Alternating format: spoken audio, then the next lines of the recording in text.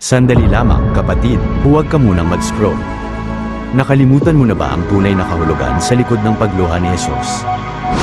Ano ang kahulugan sa likod ng pagluha ni Jesus? Sa Juan Kapitulo 11 talata 35 ay matatagpuan ang pinakamaikling dalugtod sa Biblia, subalit ito'y may napakalalim na epekto. Karamihan sa mga tao ay iniisip na ito'y tungkol lamang sa kalungkutan ni Jesus, ngunit ito'y mas malalim pa.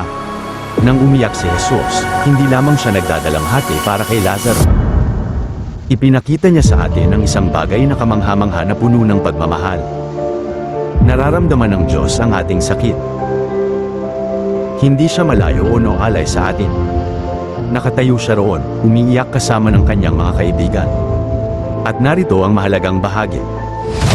Umiyak siya kahit na alam niyang malapit na niyang buhayin muli si Lazaro mula sa mga patay. Sapagkat ang kanyang pag-ibig at pagkahabag ay napakalalim. Huwag itong palampasin. Amen. Ano ang ibig sabihin ng talatang ito para sa iyo? Ipaalam sa akin sa